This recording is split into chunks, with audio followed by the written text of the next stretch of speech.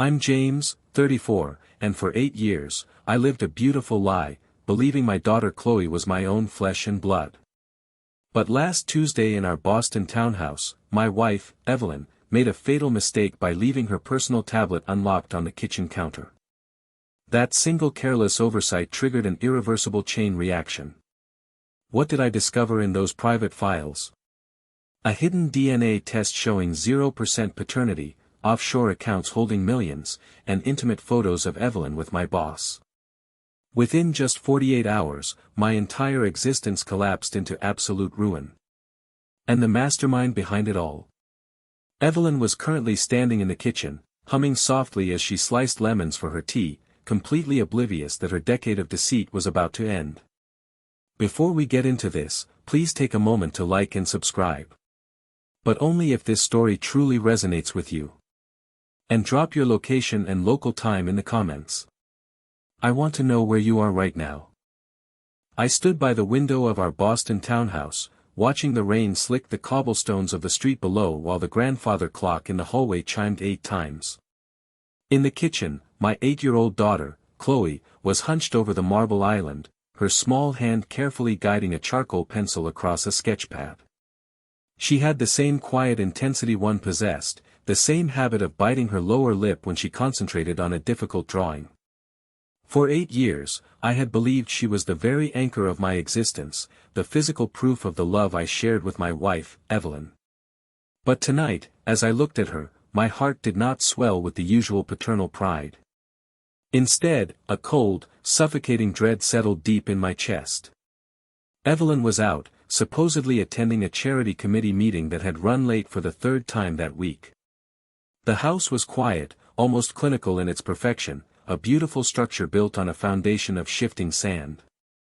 The suspicion had not arrived all at once, it had crept in slowly, like moisture seeping into the woodwork of an old house. It started with a burner phone I had found hidden beneath Evelyn's silk scarves in our master closet, vibrating with a message that shattered my reality. The text had been from Marcus, my boss at the architecture firm, a man I had trusted for nearly a decade. That discovery had cracked the glass, but it was the sudden, terrifying realization about Chloe that threatened to bring the entire ceiling down on my head. I looked at her dark hair, so unlike my own sandy curls, and the sharp, aristocratic line of her jaw that mirrored Marcus's features far more than mine. The thought was a poison, but once it entered my mind, I knew I could not live in the dark any longer. 2 weeks ago, I had taken the first step into the abyss. It was a Tuesday night, shortly after midnight, when the house was draped in absolute silence. I had waited until Chloe was fast asleep, her breathing slow and steady beneath her pink duvet. With trembling hands, I had slipped into her bathroom, retrieved her pink toothbrush from the porcelain holder, and carefully used a sterile cotton swab to collect the genetic material from the bristles, following the instructions of the private mail-in kit to the letter. I had sealed the sample in a sterile plastic bag, added my own cheek swab, and mailed the package to a private laboratory under an assumed name. The wait had been an agonizing stretch of 10 days, 10 days of pretending to be the doting husband, of kissing Evelyn on the cheek when she returned home smelling of expensive wine, of helping Chloe with her math homework while my mind screamed with unanswered questions. Now, as the rain beat a steady rhythm against the glass, the notification light on my phone blinked a steady, cold blue. The email had arrived.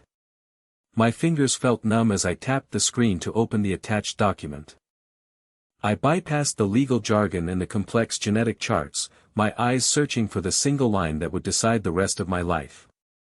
There it was, spelled out in stark, undeniable terms, 0% probability of paternity. The words seemed to vibrate on the screen, burning themselves into my retinas. 0.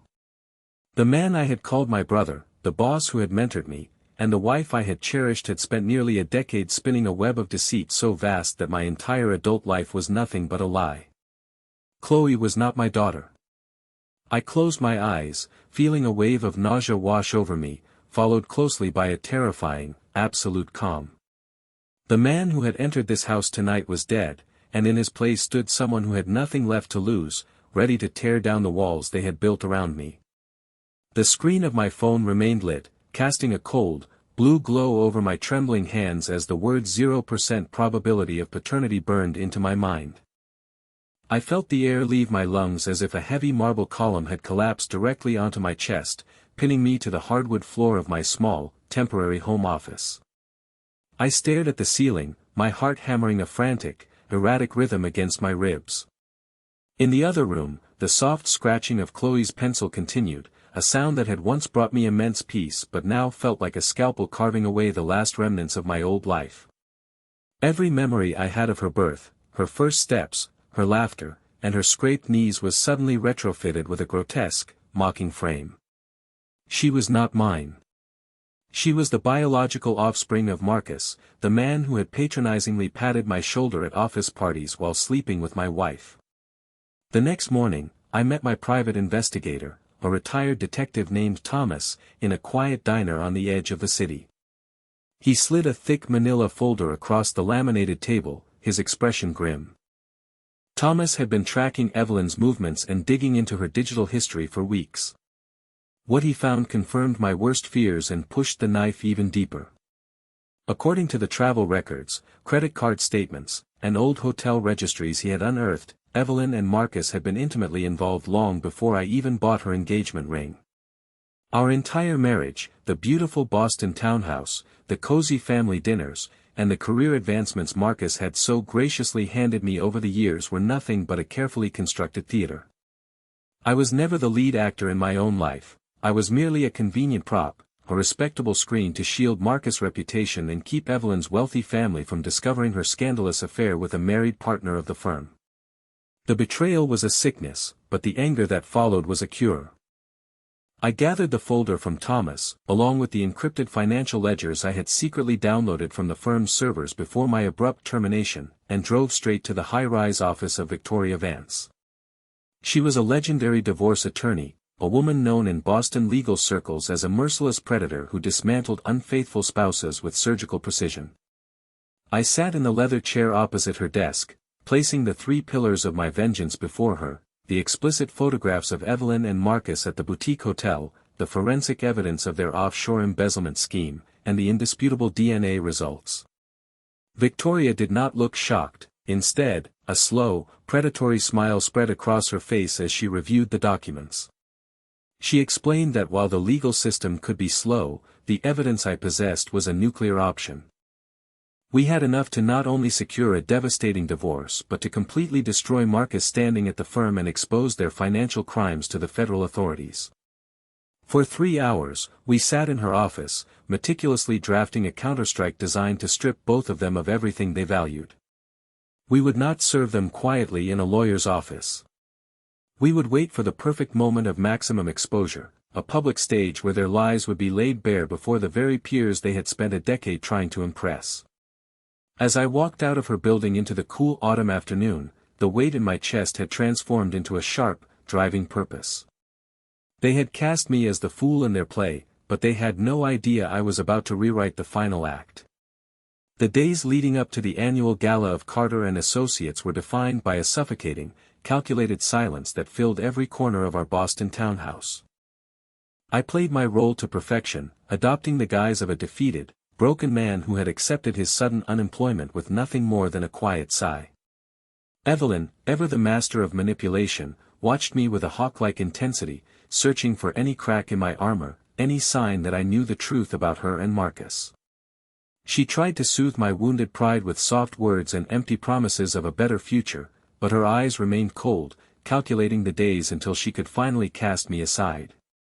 2 nights before the grand unveiling of the skyscraper project, the tension between us reached a boiling point. I was sitting in my dimly lit study, staring at a blank computer screen, when the door creaked open. Evelyn stepped into the room, silhouetted by the warm light of the hallway. She wore a bias-cut emerald silk slip that clung to the curves of her body, her dark hair falling in loose, fragrant waves over her bare shoulders. The scent of her perfume, a heavy blend of black jasmine and amber, drifted across the room, filling the small space with an intoxicating, familiar warmth. She did not speak at first, she simply walked over to my desk with a slow, deliberate grace, her bare feet making no sound on the hardwood floor. She stopped beside my chair, her hand resting lightly on my shoulder. I felt a violent shudder run through my spine, a mixture of intense physical attraction and absolute revulsion. She leaned down, pressing her warm lips against the side of my neck, her breath hot against my skin. I forced myself to remain still, to keep my hands flat on the desk, even as my heart began to hammer against my ribs. She slid onto my lap, her silk-clad thighs brushing against mine, her fingers tracing the line of my jaw with a delicate, possessive touch. It was a turning point of supreme emotional danger. She looked deep into my eyes, her gaze heavy with a dark, manipulative sensuality, trying to read the secrets I was hiding behind my stoic mask. She kissed me then, a deep, desperate kiss that tasted of expensive wine and old lies, her body pressing tightly against mine as if she could force my compliance through sheer physical surrender.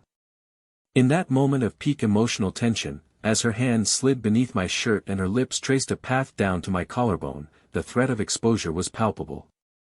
I knew that if I showed even a flicker of disgust, if my body betrayed the hatred burning in my veins, the entire plan would crumble.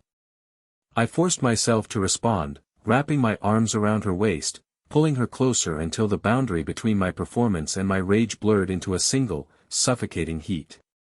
As she whispered empty promises of a new beginning into my ear, her hand reached out to place her personal tablet on the corner of my desk. She murmured that she was going to the kitchen to pour us 2 glasses of wine, leaving me alone in the study for only a few fleeting minutes. That brief, highly charged encounter yielded the final piece of the puzzle. The tablet, which she had unlocked to show me a vacation rental she claimed we would visit, remained active. With my heart in my throat, I grabbed my secure flash drive and copied the encrypted security tokens and authorization codes for the offshore accounts that were displayed in her open browser tabs. It was the definitive proof Victoria Vance needed to tie Evelyn directly to Marcus' embezzlement scheme, a digital fingerprint that would prevent her from ever claiming she was an innocent bystander. When Evelyn returned with the wine, her smile was triumphant, believing she had successfully pacified her husband with her body, completely unaware that she had just handed me the rope for her own execution. The night of the gala arrived under a heavy shroud of autumn fog that rolled off the harbor, wrapping the brick facades of the city in a damp, ghostly chill. The event was held at a prestigious contemporary art gallery downtown, a massive multi-level space of polished concrete, soaring glass walls, and harsh white spotlights. This was Marcus Night, a celebration of the firm's crowning achievement, a 90-story glass tower that would redefine the Boston skyline. By 8 o'clock in the evening, the gallery was packed with the city's elite, a glittering crowd of wealthy investors, city officials, and high society patrons dressed in tuxedos and evening gowns. The air was thick with the scent of expensive champagne, floral arrangements, and the quiet, arrogant hum of old money. I arrived late, slipping through the heavy glass entrance without attracting attention, accompanied by Thomas, my private investigator, and 2 formal process servers dressed in impeccable dark suits. We blended into the shadows near the back of the main exhibition hall, watching the spectacle unfold. Marcus stood near the center of the room, surrounded by a circle of adoring investors, a flute of champagne in his hand and his signature smug grin plastered across his face. He looked every bit the master of the universe, his silver-streaked hair perfectly styled, his custom tuxedo fitting him like a second skin. Beside him stood Evelyn, looking breathtakingly beautiful in a crimson silk gown that drew every eye in the room. She played the part of the supportive, elegant spouse of the firm's rising star, her laughter ringing out like crystal glass as she charmed the wealthy patrons. Not once did she look around the room for me, she had assumed I would stay home, nursing my wounds in the dark. At precisely 9 o'clock, the chimes of the gallery signaled that the main presentation was about to begin. The crowd gathered around the central stage, where a massive projection screen hung above a covered architectural model of the new tower. Marcus stepped up to the podium, his chest swelling with pride as the applause washed over him. He cleared his throat, raised his hands to quiet the audience, and began a polished, rehearsed speech about vision, legacy, and the structures that define our lives. While he spoke, I quietly made my way toward the elevated AV booth at the back of the gallery, where Thomas had already bypassed the security lock and secured the technicians' cooperation. I plugged my laptop into the main feed, my fingers hovering over the keyboard as I waited for the perfect moment of maximum damage. Marcus reached the climax of his presentation, gesturing grandly to the screen behind him. He announced that they would now project the digital rendering of the tower, a testament to the future of Carter and Associates. I pressed the enter key. The screen did not show the gleaming glass skyscraper. Instead, the massive display flashed with a high-resolution, explicit photograph of Evelyn and Marcus in the front seat of his luxury car, their faces captured in unmistakable, damning detail through the half-rolled window. A collective, sharp intake of breath echoed through the gallery, followed by a sudden, dead silence that was far more deafening than any applause. Marcus froze, his hand still raised in mid-gesture, his face draining of all color as he stared at the screen behind him.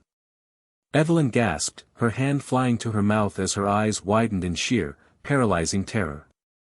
Before anyone could speak, the image shifted. The screen now displayed the forensic accounting spreadsheets, highlighting the transfer of $3 million from the firm's primary accounts to an offshore shell company registered in both of their names. The names of the accounts, the transaction dates, and the authorization codes I had copied from Evelyn's tablet were laid bare for every major investor in the room to see. The silence in the room shattered into a chaotic roar of whispers, gasps, and outraged exclamations. Marcus' wealthy wife, whose family foundation provided over 60% of the firm's financial backing, stepped forward from the front row. She stared at the screen, then at her husband, her expression hardening into a mask of pure, icy rage. She did not say a word, she simply delivered a resounding slap across Marcus' face that echoed off the concrete walls of the gallery, turned on her heel, and walked out, her lawyers already dialing their phones before she reached the exit. I stepped out of the AV booth and walked slowly down the stairs, the crowd parting before me as if I were a ghost. The two process servers followed close behind, their expressions professional and unyielding. We reached the stage where Marcus and Evelyn stood frozen, surrounded by the ruins of their carefully constructed lives. I looked at Evelyn, whose tears were already smudging her perfect makeup, and then at Marcus, who was trembling with a mixture of rage and panic. I did not raise my voice, I spoke with a quiet, freezing clarity that carried easily through the quieted room. I told them that the game was over, that every lie they had told, every dollar they had stolen, and every betrayal they had committed was now a matter of public record. The process servers stepped forward, dropping the thick stacks of legal documents into their hands.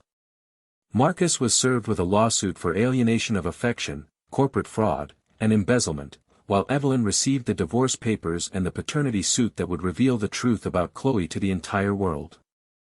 As the security guards finally realized what was happening and began to move toward us, I turned my back on the wreckage, walking out of the gallery into the cool, clean autumn air, leaving them to drown in the storm they had created. Chapter 4.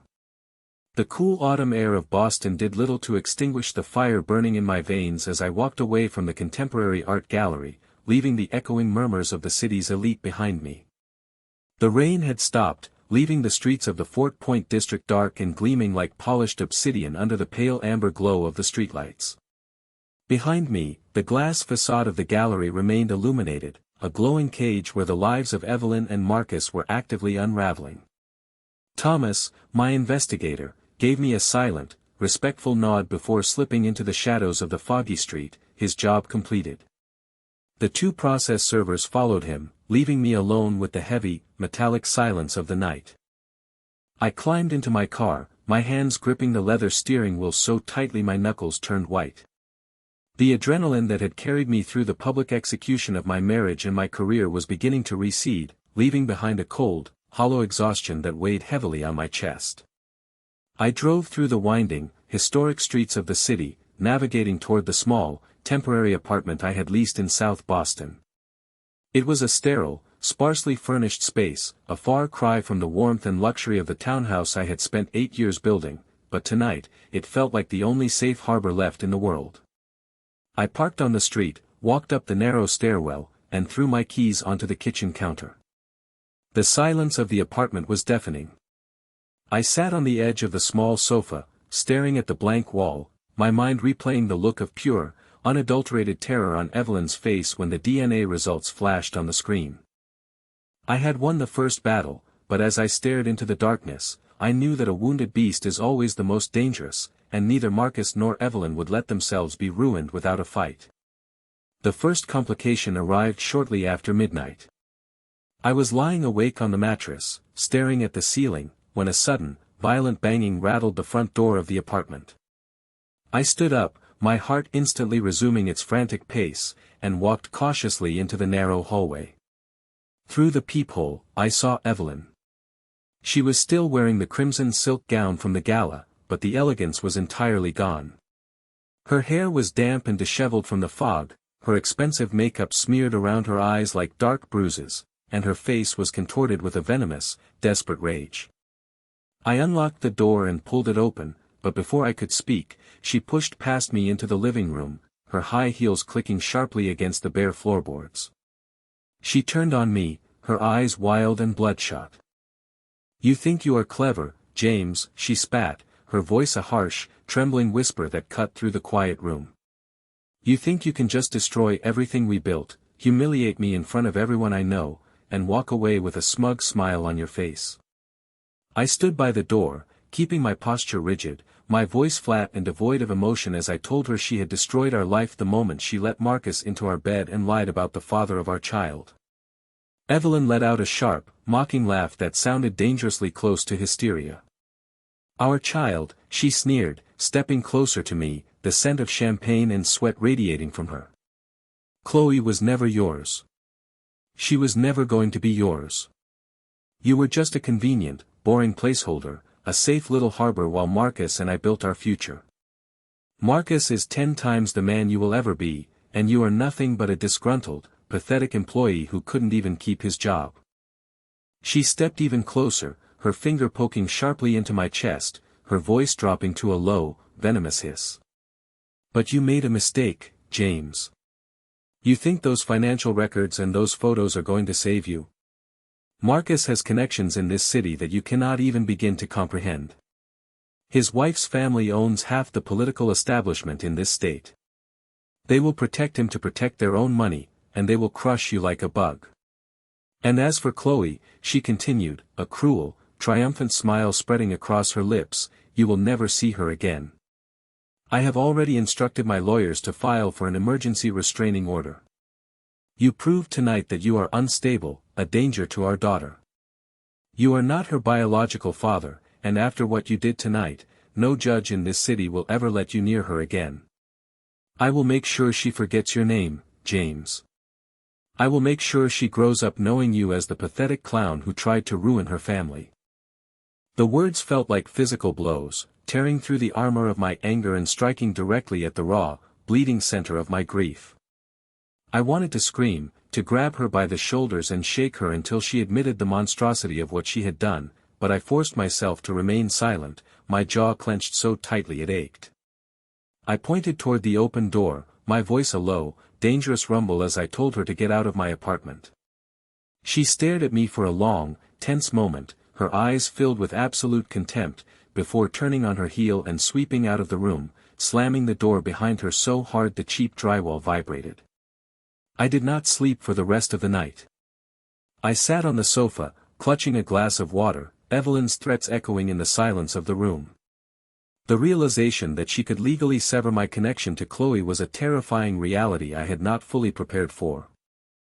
I had focused so much on the theater of the exposure, on the sweet taste of vengeance, that I had underestimated the sheer, dirty brutality of the legal warfare that was about to begin. At 3 o'clock in the morning, just as the first gray light of dawn began to bleed through the window, a second, far more authoritative knock rattled the door. I walked to the entrance, expecting Evelyn to have returned for another round of vitriol, but when I looked through the peephole, my blood ran cold. 2 uniformed Boston police officers stood in the dim hallway, flanked by a tall man in a sharp, expensive gray suit whom I recognized as one of the senior corporate attorneys from Carter and Associates. I opened the door, and the older of the 2 officers stepped forward, his expression solemn as he asked if I was James. When I nodded, he pulled a folded document from his pocket and held it out to me.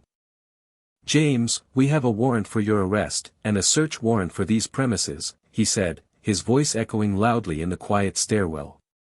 The charge is grand larceny of intellectual property, unauthorized computer access, and corporate espionage.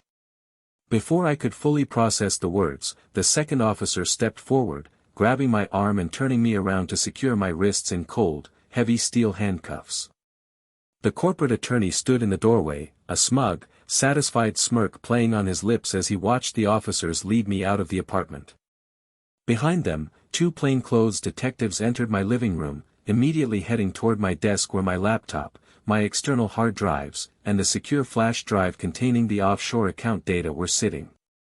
I tried to protest, telling them that the financial records were evidence of a crime committed by Marcus, but the officers ignored my words, guiding me down the narrow stairs and into the back of a waiting police cruiser. The ride to the precinct was a blur of flashing blue lights and wet asphalt. I was booked, fingerprinted, and stripped of my personal belongings before being led into a cold, sterile holding cell that smelled of cheap disinfectant and old sweat. I sat on the metal bench, the gravity of the situation crashing down on me. Marcus had not waited for the lawsuits to be served, he had struck back immediately, using his corporate lawyers and his political influence to frame me as a disgruntled, unstable ex-employee who had hacked into the firm's secure servers to steal proprietary information and fabricate evidence of financial crimes. Morning came slowly, the harsh fluorescent lights of the holding cell hummed incessantly, driving a sharp pain into my temples. At 8 o'clock, the heavy iron door of the visitor's room creaked open, and Victoria Vance walked in. She looked as immaculate as ever, her dark suit perfectly pressed, her briefcase held firmly in her hand, but her expression was unusually grim. She sat across from me at the metal table, waiting for the guard to close the door before she spoke. "They hit us hard, James," she said, her voice low and serious. "Marcus and his wife's family have completely closed ranks. Despite the public humiliation at the gala, his wife's family fortune is deeply tied to the survival of Carter and Associates. If the firm falls, they lose tens of millions of dollars.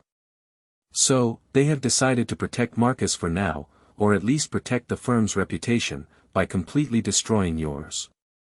They have filed a formal complaint with the district attorney, alleging that you used your administrative credentials to hack into the firm's servers after you were terminated, and that you manipulated the financial records to create a false narrative of embezzlement." I leaned forward, the metal handcuffs clinking against the table. "But the records are real, Victoria," I whispered, my voice cracking with frustration. "You saw the offshore accounts. The transaction codes are legitimate. Evelyn's own tablet had the active tokens." Victoria sighed, leaning back in her chair. "It doesn't matter if they are real if we cannot use them in court," she explained. "The prosecutors are arguing that you obtained that data through illegal hacking. In this state, the fruit of the poisonous tree doctrine is incredibly strong. If the judge rules that your acquisition of the financial records and the personal data was illegal, all of that evidence will be suppressed. We won't be able to use it in the divorce, we won't be able to use it in the fraud suit, and you could be facing up to 5 years in a state penitentiary for corporate espionage." The room seemed to spin around me. The very trap I had set for them had been turned around, and now the steel jaws were closing on my own neck. "And there is more," Victoria continued, her eyes filled with a rare, genuine sympathy. "Evelyn's lawyers have successfully secured an emergency temporary restraining order. You are legally barred from coming within 500 feet of Evelyn, her residence, or Chloe. They used your behavior at the gala, combined with the criminal charges of hacking, to argue that you are mentally unstable and pose a threat to the child. Since the DNA test was obtained without Evelyn's consent and Chloe is legally considered a child of the marriage, the court has ruled that you have no immediate custody rights until a full hearing can be held, which could take months." I felt a cold, dead weight sink into the pit of my stomach. They were taking everything. My career, my freedom, my reputation, and now, the daughter I had loved with every fiber of my being for 8 years. I looked at Victoria, my voice barely a whisper as I asked her what we were going to do. She reached across the table, her hand resting firmly over mine. "We fight, James," she said, her eyes hardening with determination. "We post bail, we secure your release, and then we find a way to prove that they are lying. But you need to understand, this is no longer a simple divorce. This is a war for your survival, and they are playing dirty. As the guard knocked on the door to signal the end of our meeting, I stood up, the weight of the handcuffs reminding me of the long, dark road that lay ahead. I had wanted to show them the deadly revenge of a clown, but as I was led back to my cell, I realized that the circus had only just begun. Chapter 5.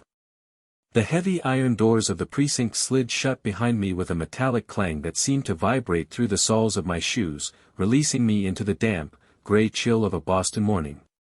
It had taken 24 hours, $50,000 in bail, and the formidable influence of Victoria Vance to secure my temporary freedom. The city was waking up, its streets filled with the quiet rush of commuters, yellow school buses, and the distant, low rumble of the subway beneath the pavement. I stood on the wet sidewalk, breathing in the cold air, trying to wash the scent of holding cell disinfectant from my lungs. My clothes were rumpled, my jaw was covered in a rough stubble, and my hands still felt the ghostly, cold weight of the steel handcuffs. Victoria stood beside her sleek black sedan, her expression a shield of professional calm that did not entirely hide the concern in her eyes. She did not offer empty words of comfort. Instead, she opened the passenger door and told me to get in, reminding me that our time was short and the forces aligned against us were already moving to seal my fate. We drove through the historic streets of the city, passing the towering brick brownstones of Beacon Hill, before arriving at my South Boston apartment. When I unlocked the door, my heart sank. The search warrant had been executed with a calculated, destructive efficiency. My small living room was in ruins. The cushions of the sofa had been ripped away, my books were scattered across the floor like fallen leaves, and the desk where my computer had sat was completely bare. The hard drives, the secure flash drive, and even my old sketchbooks had been seized by the detectives. They had taken my weapons, leaving me disarmed on the eve of the most important battle of my life. I sat on a wooden chair, the only piece of furniture left upright, and buried my face in my hands, feeling the crushing weight of my isolation. Later that afternoon, I sat in the grand, mahogany-paneled conference room of Victoria's office on State Street, staring out the floor-to-ceiling windows at the gray waters of the harbor. Victoria paced the length of the long table, her heels clicking a rhythmic, urgent beat against the Persian rug. She explained that Marcus and the Dumont family, the wealthy developers who backed Carter and Associates, had successfully pressured the district attorney to fast-track the criminal charges against me. They were painting me as a highly dangerous, disgruntled former employee who had fabricated the embezzlement records out of pure malice and revenge. The prosecutor was pushing for a trial date within 3 months, a terrifyingly short window that left us little time to build a defense. Worse still, the temporary restraining order Evelyn had secured was now a formidable barrier.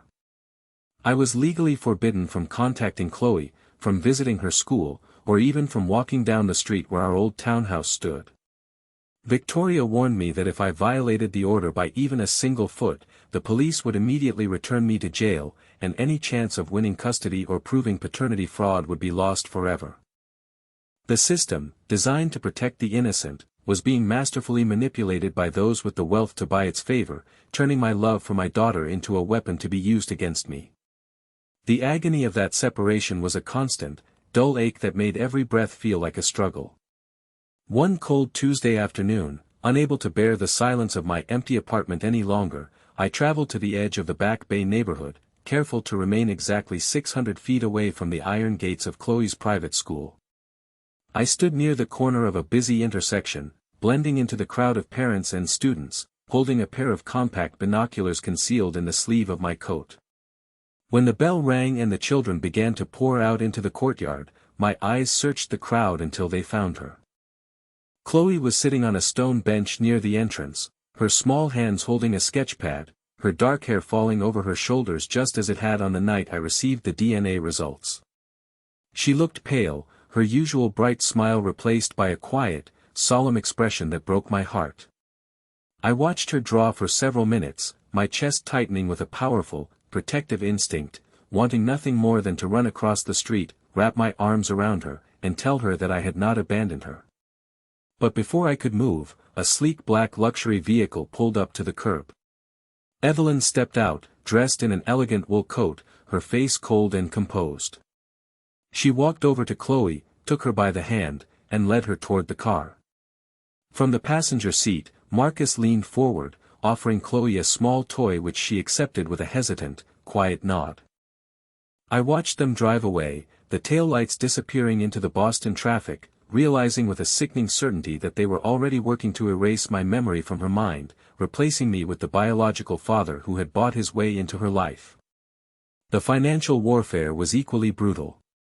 2 weeks after my arrest, Thomas, my private investigator, brought me a new set of documents he had obtained through a confidential source within the banking sector. Marcus and Evelyn were not merely defending themselves, they were actively liquidating their assets. They had initiated the transfer of over $2 million from their domestic accounts into a newly established trust fund in the Cayman Islands, a financial fortress that would be incredibly difficult for any domestic court to reach. Furthermore, Marcus was in the process of dissolving Carter and Associates, planning to transfer the firm's lucrative contracts and intellectual property to a new entity named Carter Development Group, effectively leaving the old firm a hollow shell with no assets to satisfy any future civil judgments. Victoria recognized the maneuver immediately. They were preparing to strip the battlefield, ensuring that even if I prevailed in my civil lawsuits for alienation of affection and paternity fraud, there would be nothing left for me to collect. We had to act immediately to secure an emergency federal injunction to freeze their assets before the money disappeared forever, a legal maneuver that required us to present indisputable proof of their fraudulent intent to a federal judge within 48 hours. The night before the federal hearing, I walked down to the harbor, standing at the edge of the pier as the cold wind whipped off the water, bringing with it the smell of salt and low tide. The city lights flickered across the dark waves, a beautiful, indifferent backdrop to the ruin of my life. I had spent 8 years building a home, a career, and a family, believing that honesty, hard work, and loyalty were the cornerstones of a successful life. Now, I was a criminal defendant, barred from seeing the child I had raised, and facing the very real prospect of prison, while the architects of my destruction slept peacefully in their mansion. The injustice of it was a heavy, suffocating weight, but as I stared into the black water, the despair began to harden into a cold, unbreakable resolve. I would not let them win. I would not let them turn me into the clown they believed me to be. I walked back to my apartment, sitting at my empty desk under the harsh light of a single bulb, and began to write down every detail, every date, and every conversation from the last 8 years, preparing myself to face them in the courtroom where my final stand would be made. The heavy oak doors of the Suffolk County Courthouse closed behind us, shutting out the muted hum of the Boston traffic and leaving us in the grand, sterile lobby where the cold autumn light filtered through the high arched windows. I sat at the long mahogany defense table, my hands clasped tightly in front of me, staring at the polished wood grain until the patterns began to blur. Beside me, Victoria Vance was reviewing her notes, her fountain pen scratching against the legal pad with a dry, rhythmic sound that offered no comfort. Across the aisle sat Evelyn and Marcus, flanked by a phalanx of high-priced defense attorneys from the most prestigious firm in the city. Evelyn looked immaculate, her dark hair pulled back into a sleek, professional bun, her tailored charcoal suit projecting an image of quiet, wronged dignity. Marcus sat beside her, his expression a mask of solemn concern, though I could see the faint, triumphant glimmer in his eyes whenever he glanced in my direction. They had spent the last 3 months preparing for this day, using their immense wealth and deep-rooted political connections to reshape the narrative of our ruined lives. To the world, and to the judge who sat on the elevated bench above us, I was no longer the victim of a devastating betrayal. I was a disgruntled, unstable former employee who had launched a malicious campaign of harassment and corporate espionage to destroy the reputation of a respected architect and the mother of my child. The judge, a stern woman with sharp features and graying hair, cleared her throat and began to read her findings, her voice echoing in the quiet courtroom with the cold, detached authority of the state. The first blow was delivered with a clinical precision that left me breathless. She addressed the criminal charges of corporate espionage and unauthorized computer access that Marcus and the firm had filed against me. Victoria had argued passionately that my retrieval of the financial records was protected under whistleblower statutes, that I had acted in the public interest to expose a massive embezzlement scheme that threatened the retirement funds of dozens of employees. But the law, in its rigid adherence to procedure over truth, chose to close its eyes. The judge ruled that because I had accessed the firm's secure servers after my formal termination, the data had been obtained illegally. Under the strict rules of evidence, the forensic accounting documents, the offshore transaction logs, and the digital tokens I had copied from Evelyn's tablet were declared inadmissible. They were the fruit of a poisonous tree, suppressed and locked away where no court could ever use them to hold Marcus accountable. With the evidence suppressed, the criminal investigation into Marcus's financial crimes evaporated into thin air. The district attorney, a man whose re-election campaign had been heavily funded by the Dumont family, agreed to a quiet, out-of-court settlement. Marcus was allowed to resolve the allegations of embezzlement with a minor administrative fine of $50,000 and a promise of corporate restructuring.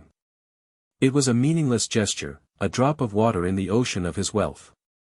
Even before the ink on the settlement was dry, Marcus had already initiated the dissolution of Carter and Associates. He transferred every lucrative municipal contract, every valuable piece of intellectual property, and every loyal client to a newly registered entity called the Carter Development Group. The old firm was declared bankrupt, leaving my civil lawsuits for wrongful termination and alienation of affection targeting a hollow, penniless shell. He had successfully laundered his reputation and his business, emerging from the scandal stronger and more secure than ever before, while I was left holding a stack of worthless legal papers. The destruction of my financial standing was completed when the judge turned her attention to our prenuptial agreement. Evelyn's lawyers, possessing a cruelty that matched her own, presented a specific clause we had signed 8 years ago in the naive, trusting days of our engagement. The clause stated that if either party engaged in willful, malicious conduct designed to destroy the other's professional reputation or livelihood, they would forfeit all claims to joint marital property. By presenting my public exposure of her affair at the annual gala as a calculated act of harassment and corporate espionage, they successfully argued that I had violated the terms of the agreement. The judge agreed, signing the order that stripped me of my home. The Boston townhouse, the marble kitchen we had designed together, the savings accounts I had spent 7 years building, everything was awarded to Evelyn. I was left with nothing but a mountain of legal fees, a ruined credit score, and a criminal record that would ensure I would never work as an architect in this city again. But the true horror, the poison that settled deep into my soul and made the very air in the courtroom feel toxic, was reserved for the family court ruling. I sat at the table, my fingers pressing into the paper copy of the DNA report that stated in cold, undeniable print that there was a 0% probability of my paternity. I had believed that this, at least, would be my shield. I believed that no court in a civilized society could force a man to pay for the betrayal of his wife, to financially support the child of the man who had ruined him. But the legal system in America does not always favor the wronged. The judge leaned forward, her expression hardening as she addressed me directly. She explained that under the established state doctrine of equitable estoppel and presumed parentage, the biological reality of Chloe's conception was secondary to the social reality of her life. For 8 years, I had held Chloe out to the world as my daughter. I had signed her birth certificate, I had tucked her into bed every night, I had paid for her private school, and I had loved her with every fiber of my being. In the eyes of the law, I had established a permanent, unbreakable parental bond that could not be dissolved by a laboratory test. The judge ruled that it was in the best interest of the child to maintain my legal status as her parent, regardless of the DNA results. And because Evelyn had been granted sole physical custody due to my pending criminal charges and alleged instability, I was ordered to pay astronomical monthly child support. The court calculated the amount not on my current state of unemployment, but on my potential earning capacity as a senior manager, $3,500 every month, for the next 10 years, until Chloe reached the age of 18. I was ordered to pay the woman who had betrayed me, to support the child of the man who had stolen my life, while being legally barred from ever seeing her. Evelyn's lawyers presented the final petition, a permanent restraining order that forbade me from coming within 500 feet of Evelyn, Marcus, or Chloe. I was barred from her school, her home, her life. Any contact, even a letter or a phone call, would result in the immediate revocation of my bail and a return to a prison cell. The final gavel fell with a dull, heavy thud that sounded like the closing of a coffin lid, ending the trial and sealing my fate. The courtroom cleared slowly, the lawyers packing their leather briefcases and chatting amiably about their weekend plans, completely indifferent to the wreckage they had left behind. Victoria Vance stood beside me, her head bowed in a rare, heavy moment of defeat. She placed a hand on my shoulder, her voice quiet and filled with a genuine sorrow as she told me she was sorry, that we had fought as hard as we could, but the system was built to protect those who could afford to buy its rules. I did not answer. I stood up, my legs feeling like lead, and walked out of the courtroom, down the marble stairs, and out into the cold, gray drizzle of the Boston afternoon. On the steps of the courthouse, I stopped. A sleek black limousine was idling at the curb, its exhaust pluming in the damp air. I watched as Evelyn and Marcus walked down the steps ahead of me, her hand tucked securely into the crook of his arm. She wore a new cashmere coat, her dark hair shining under the streetlights, her face radiant with the glow of absolute victory. She did not look back at the courthouse, she did not look at the man she had ruined. Marcus opened the door for her, offering her a hand with the same smooth, practiced gallantry he had used to steal my career and my family. They were heading to their new suburban mansion in Wellesley, a sprawling estate paid for with the money they had stolen and the life I had helped build, where they would raise Chloe in luxury. I stood in the rain, my pockets empty, my career destroyed, my daughter taken from me, realizing that the system had not only allowed their crime, but had forced me to pay for it. The deadly revenge of the clown had turned into a tragic, silent farce, and the curtain had fallen on a stage where the villains walked away with the prize, and the victim was left to pay the bill for the rest of his life.